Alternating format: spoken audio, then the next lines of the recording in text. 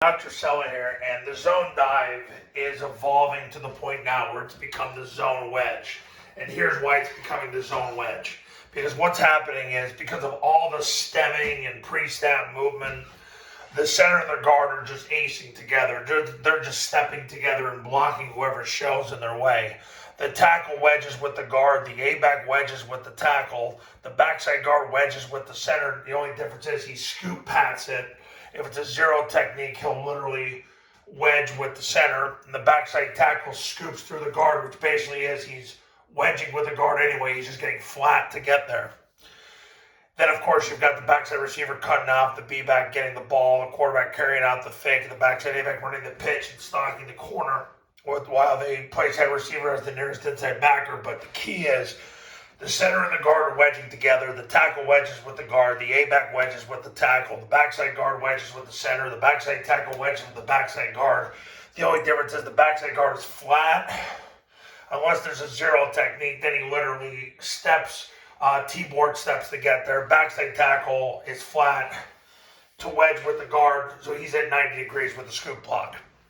Now, if there's a 4-eye, what happens is the 4-eye prevents the tackle from wedging with the guard. So the A-back, who's behind the tackle, now he wedges with the guard. So the center and the guard wedge together. The A-back wedges with the guard. The tackle down blocks the 4-eye. The backside guard wedges with the center. He's flat and scoops through to do it. If there was a zero technique, he T-board steps, which is a vertical step where he gains ground laterally and vertically to get to the zero. The backside tackle wedges with the backside guard, so he's flat to get there always. The backside receiver cuts off. Play side receiver has the nearest inside backer. The B-back gets the ball. Quarterback carries out the fake. Backside A-back runs the pitch and then stalks the corner. And that happens to set up the crush. Crush is basically running it one hole wider, and you're doing it because number one is playing the quarterback. You want to load him and give the ball to the B-back. Army, Air Force, and Navy all did this in 2021, and they all drew the same conclusion at the same time, which was fascinating. The center and the guard wedge together. The tackle wedges with the guard. The receiver wedges with the tackle. The A-back wedges with the receiver. The backside guard wedges with the center. Backside tackle wedges with the backside guard. Backside receiver cuts off. The backside guard is flat. If there's a zero technique, then he T-board steps. Backside tackle is always flat. Backside receiver cuts off.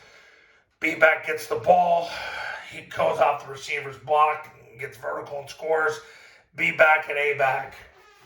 The quarterback carries out the fake. The backside A-back runs the pitch and stalks, because if number two takes the B-back, the quarterback will pull it and go.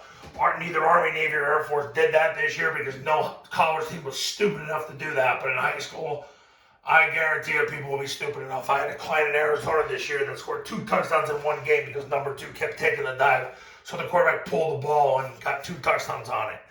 And on crush, if there's a 4-eye, it's going to be the same principle. The A-back is going to wedge with the guard to fill the void that's created, and the tackle is going to down block the 4-eye, and the receiver wedges with the tackle. So it's become a wedge scheme now. The zone dive has become the zone wedge, and with all the stemming and pre-snap movement that these teams are giving, Army, Navy, Air Force, this is the conclusion that they're drawing in 2021. It makes it a lot easier in a lot of ways.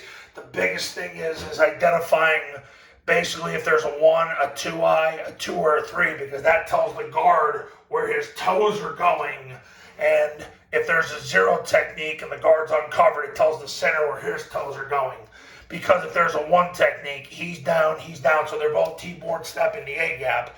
If there's a 2-eye, the center and the guard are both T-board step in the A-gap. If there's a 2 technique, the guard's toes go north, while the center T-board steps the A-gap. If there's a 3, the guard is T-board stepping and then getting his nose in the V of the neck of the 3 technique.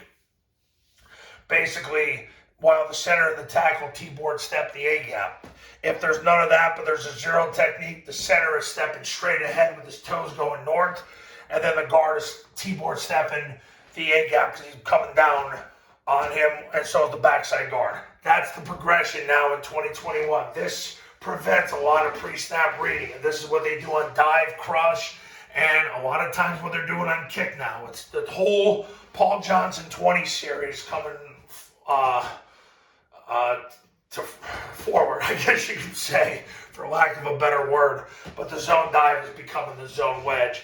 Makes it a lot easier, and basically now your players don't have to really think as much pre-snap other than identifying whether you got a 1-2 I2. So really it comes down to a 3 or a 0, because then it basically tells whether the center of the guard, their toes go north.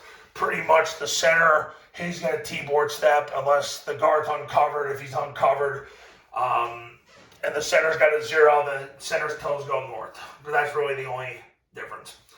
All right, long video there, but zone dive is now zone wedge.